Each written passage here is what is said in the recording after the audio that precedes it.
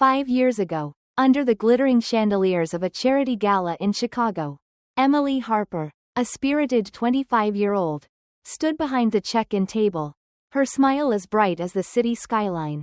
Raised in a modest suburban family, Emily was the daughter of a schoolteacher and a mechanic.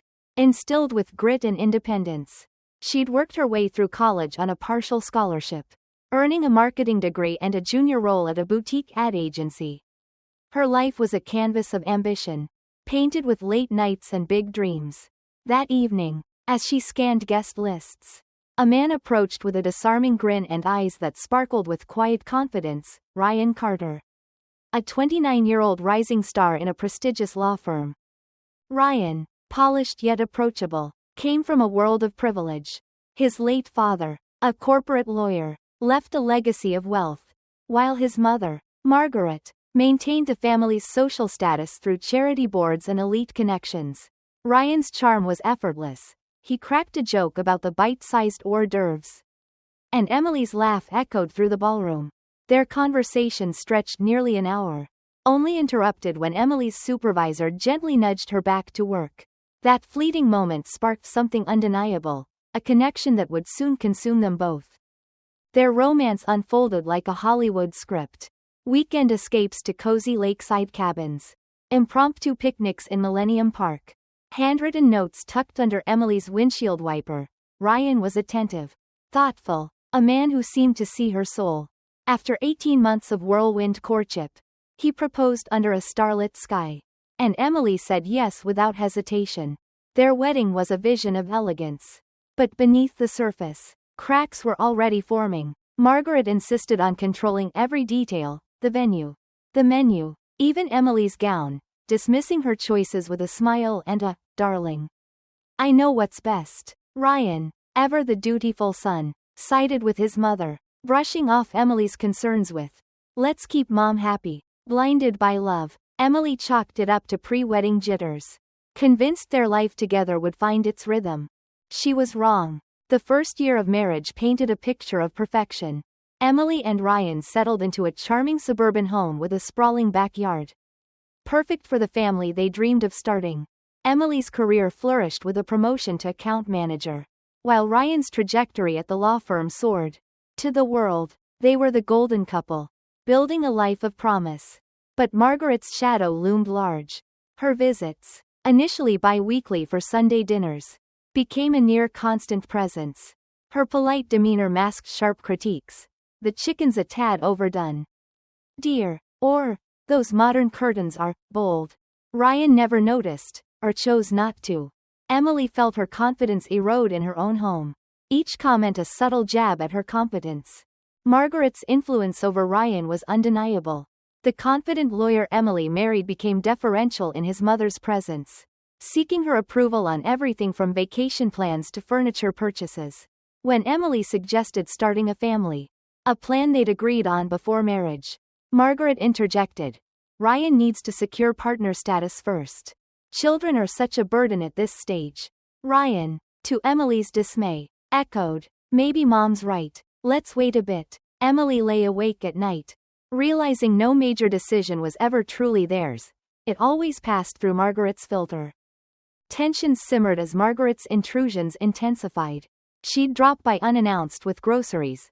"You clearly need," or rearrange Emily's kitchen while commenting on its disorder.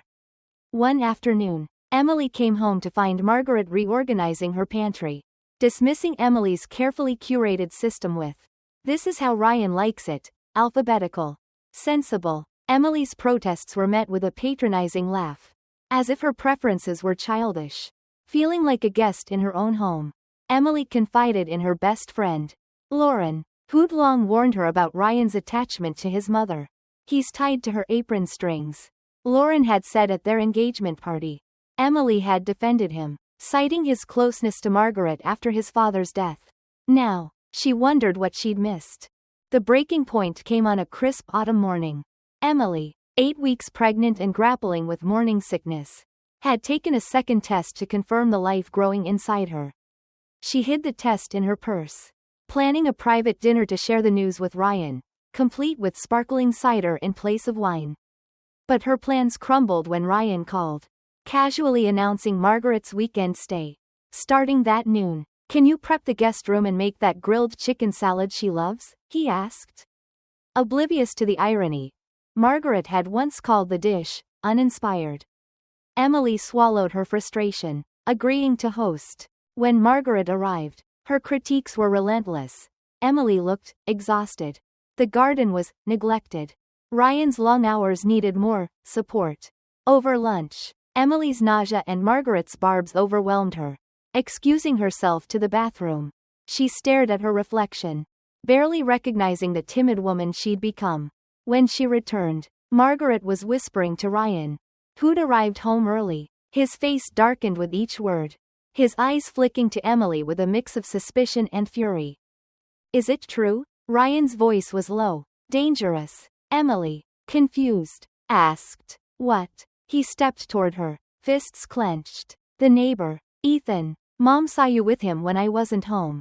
Multiple times. Ethan, their kind, middle-aged neighbor, a high school teacher who'd moved in 2 months prior, had only ever been friendly. Helping with a dead car battery or sharing garden vegetables. Margaret, with a look of feigned concern, claimed she'd seen Emily and Ethan in intimate moments, even suggesting Emily's secretive behavior hid an affair. Emily's denials fell on deaf ears. Margaret's whispers had poisoned Ryan's trust, twisting innocent interactions, like texts about a surprise birthday party for Ryan, into betrayal. As Emily defended herself, Margaret seized on her pregnancy secret, insinuating she was trapping Ryan with a child that might not be his. Ryan's rage exploded. In a blur, his hand struck Emily's cheek, sending her crashing to the floor. Her purse spilled open, and there, among the scattered contents, lay the pregnancy test, its 2 pink lines glaring up at them. The room froze. Ryan's anger dissolved into horror as he picked up the test. Realization dawning. Margaret's smug satisfaction faltered, her plan spiraling beyond her control. The doorbell chimed, shattering the silence. Ethan, having witnessed the slap through the window, stepped inside, his voice steady but firm. I've called the police. He stood protectively by Emily, exposing Margaret's manipulation, her deliberate misrepresentation of Emily's texts with Ethan to sow doubt.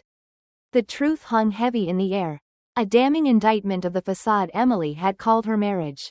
The sirens wailed through the quiet Chicago suburb, red and blue lights slicing through the dusk as 2 police officers stepped into Emily Harper's living room. The air was thick with tension, the scene frozen like a photograph. Emily, her cheek still stinging from Ryan Carter's slap, stood trembling. Ryan, clutching the pregnancy test, his face a mask of regret. Margaret, his mother, her smug facade crumbling, and Ethan, the neighbor, a steady pillar of resolve.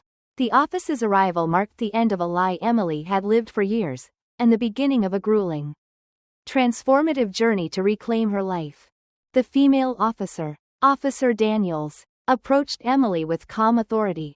Ma'am, are you okay? Do you need medical attention? Emily touched her cheek, the heat of the forming bruise grounding her. I think I'm okay, she whispered, her voice shaky but resolute.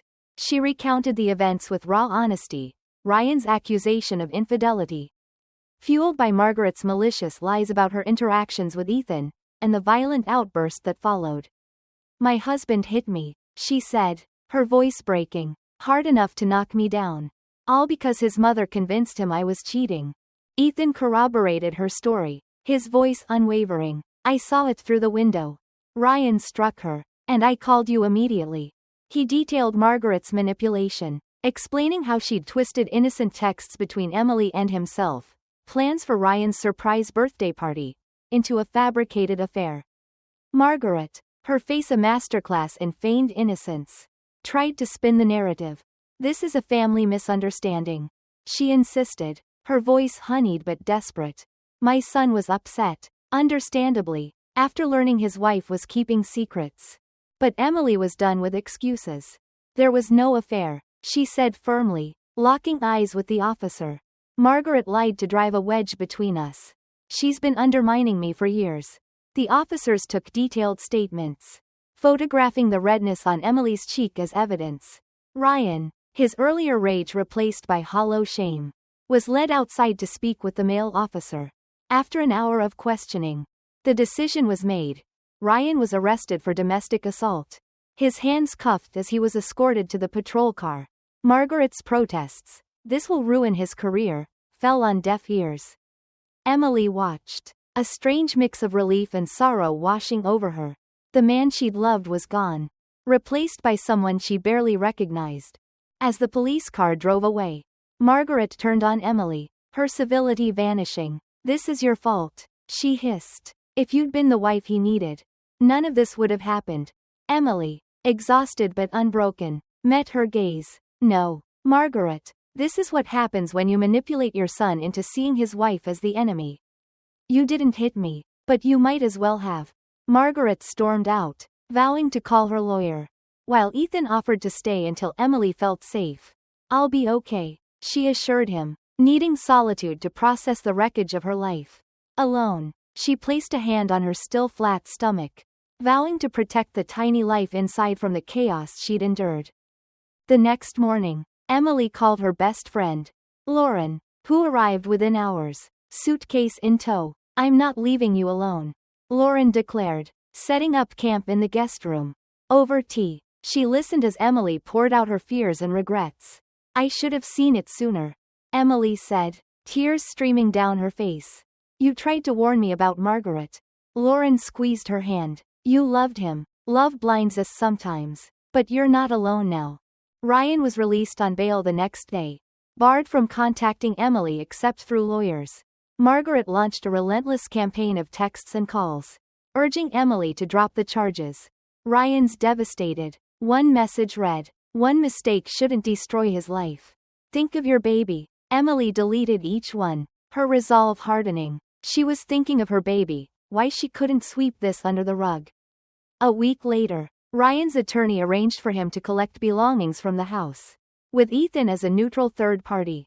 Emily agreed, finding comfort in Ethan's quiet strength over Margaret's allies. When Ryan arrived, he looked like a ghost, dark circles under his eyes, shoulders slumped. Under Ethan's watchful gaze, he packed a suitcase, then asked, "Can we talk? Just a minute?" Emily nodded, and Ethan stepped onto the porch. Alone, Ryan sat on the edge of their bed, his voice breaking. "I'm so sorry, Emily. I've replayed that moment 1,000 times, and I can't believe I did that to you." Emily stood by the dresser, keeping her distance. "But you did, Ryan. You hit me while I was carrying our child. If that test hadn't spilled out, would you have stopped?" He flinched, unable to answer. "Margaret lied about Ethan," he admitted. "The police found texts on my phone, about the birthday party. She knew and twisted it." Emily's voice was steady. "And you believed her over me?" "Without question. That's the problem." Ryan revealed he'd started therapy, a condition of his bail but also a personal choice. "I need to understand why I let her control me," he said. Emily acknowledged the step but offered no absolution. "I'm 8 weeks pregnant," she told him. "The baby's healthy. Whatever happens between us, you'll be involved as a father." It was all she could give, not forgiveness, but a path forward for their child. Emily moved out, renting a 2-bedroom apartment in a quiet complex. The smaller space felt like freedom, untainted by memories of Margaret's intrusions or Ryan's betrayal. She joined a support group for domestic violence survivors, initially hesitant to label herself as one. It was just one time, she told the facilitator, Sarah, a survivor herself. "He's not a monster." Sarah's response was gentle but firm. "It's not about how many times or if he's getting help.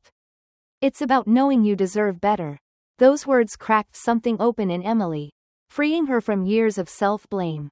Through the group, Emily learned to recognize manipulation, Margaret's subtle digs, Ryan's blind loyalty, and place responsibility where it belonged. She leaned on Lauren, who accompanied her to doctor's appointments, and Ethan, who left garden vegetables on her porch with notes like, "Extra tomatoes today. Enjoy." Their kindness reminded her of her worth. Meanwhile, Ryan's family unraveled as the truth spread. His aunt, Clara, called Emily, revealing Margaret's history of driving away Ryan's past girlfriends. "She's always needed to be the center of his world," Clara said. When you wouldn't bend, you became her enemy. Ryan's therapy progressed, and after a month, he invited Emily to a joint session with Dr. Ellis, a no-nonsense therapist. Ryan's confronting his mother's emotional hold. Dr. Ellis explained. Ryan admitted, I see now how Mom undermined you. And I defended her. I was raised to see her word as gospel. Emily asked the question haunting her. Why couldn't you see it? Ryan's answer was raw. After Dad died, it was me and Mom against the world. Her sacrifices became my debt. When you became my priority, it threatened her. I was too weak to fight it.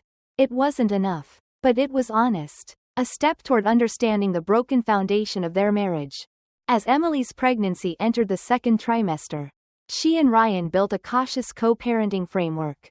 The criminal case concluded with a plea deal, probation, counseling, and community service teaching legal workshops at a women's shelter. Emily secured a restraining order against Margaret, who'd tried confronting her at work and sent unsettling emails about raising her grandchild properly.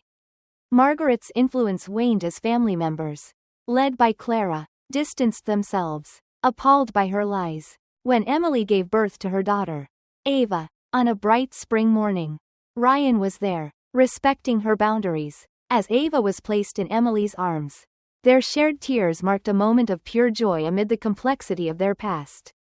They established a co-parenting routine, with Ryan proving a devoted father, reliable, engaged, and committed to his therapy. Emily returned to work part-time, balancing motherhood and career. Her support network, Lauren, the group, even Ethan, anchoring her. Margaret, after months of denial, began therapy, reluctantly acknowledging her role to maintain a supervised relationship with Ava. Emily remained wary, insisting on strict boundaries. The question of reconciliation with Ryan lingered, unresolved. Watching him with Ava, Emily saw glimpses of the man she'd loved, now tempered by remorse and growth. But the memory of his hand on her face still surfaced, a reminder of a line crossed. On Ava's first birthday, Emily hosted a small park celebration. As she and Ryan set up decorations, a quiet peace settled between them. Thank you, she said suddenly, for doing the work, for becoming someone Ava can look up to. Ryan's eyes glistened. I should thank you. You could have shut me out, but you gave me a chance to be her dad. Your strength humbles me. As friends and family gathered, Emily felt a profound gratitude.